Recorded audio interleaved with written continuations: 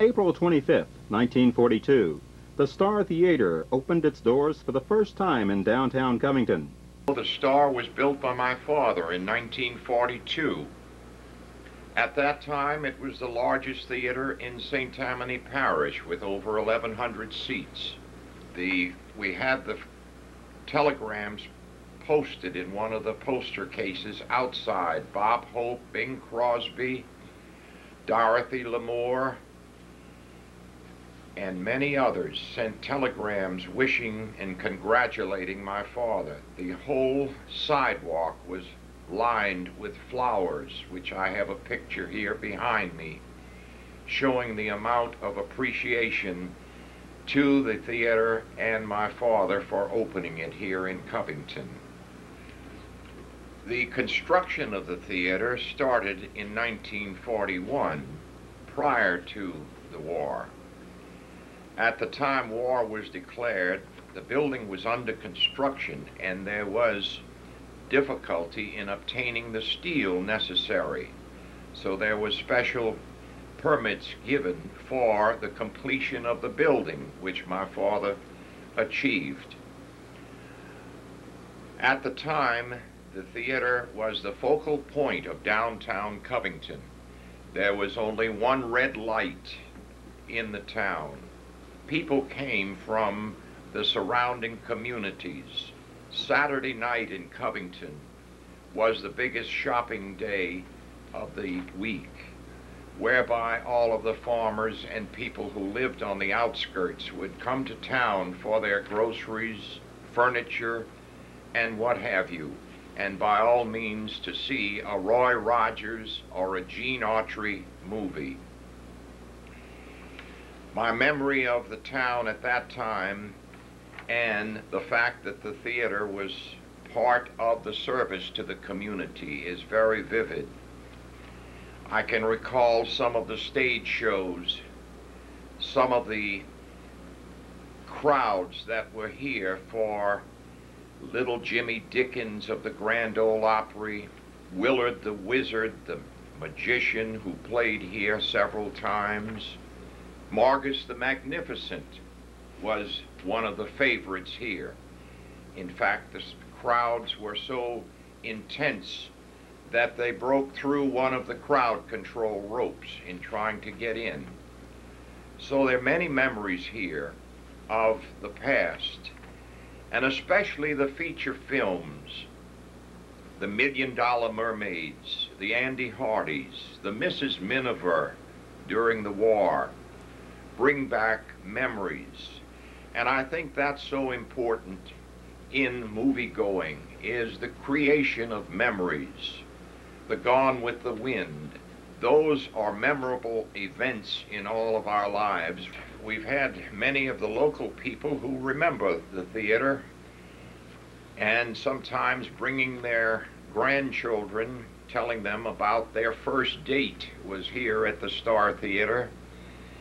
They reminisce about the fact that my father, who handled the operation, was always greeting him or them at the front door, and so many fond memories of our memory wall.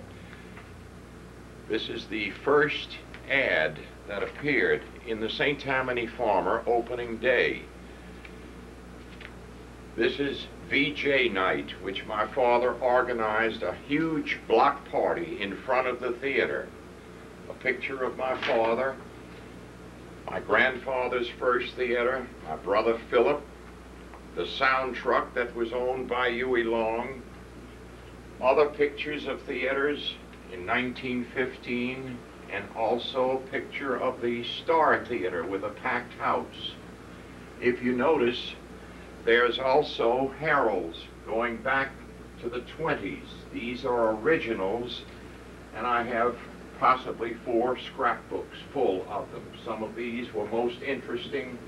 The vaudeville days with the Dog and Cat Monkey Circus, Spencer Tracy, Quick Millions, 5 cents to all. That's the way the movies began, with a vaudeville program plus film program. And when I look at some of the circulars that were for the various theaters, 5 cents to all, 5 and 10 cents. When this theater opened, it was 9 and 20 cents. So that brings back many memories. During the war, I can recall the interest in the information of the newsreels, those who were vitally interested in the war as well as their own children or men who were fighting in the war. One picture in particular I can recall on the sidewalk where Dad promoted a large bomb. It was brought by the Army and placed on the sidewalk. On the side of it, he had painted Destination Tokyo, which at that time we were playing the picture with Cary Grant. So many promotions that took place during that time, the house-to-house circulars that we would travel down each street and avenue, house to house, placing them, the monthly programs of the theater's product that was forthcoming. Those bring back many memories. I can recall in the past some of the events that took place here. For instance, during the war years, my father sponsored in the lobby a Serviceman of the Week, whereby various servicemen and their picture and names were posted at a table with someone selling the war bonds and stamps right here in the lobby. He was the largest seller of war bonds and stamps in the community at that time and received an award for it. I can recall in my earlier years the use of the sound truck that we would use to ballyhoo the movies. The sound truck was originally built for Huey Long in 1927. My father bought it and used it for theaters in New Orleans and then brought it here to the Star in Covington. At the time the Star was built, the front was entirely covered with neon and a huge star.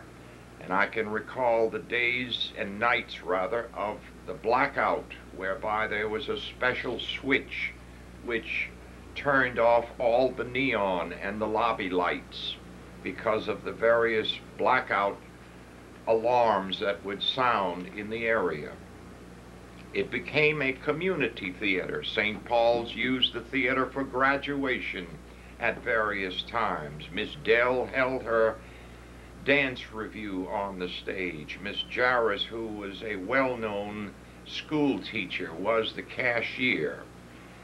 So I think that the theater not only furnished people with memories on the screen, but also within the four walls and the exterior front.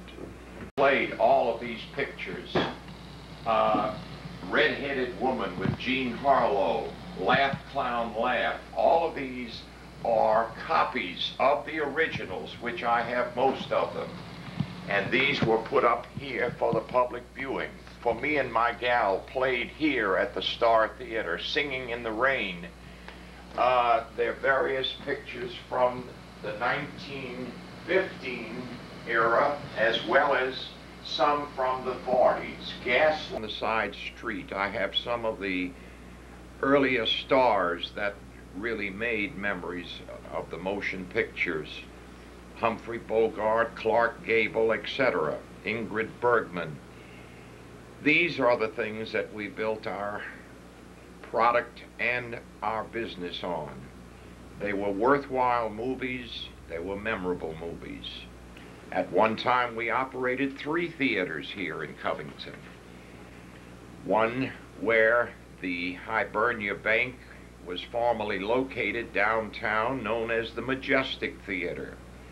The other cat-a-corner from this theater, which is a building that housed the Deluxe Theater. So all 3 theaters operated here in Covington.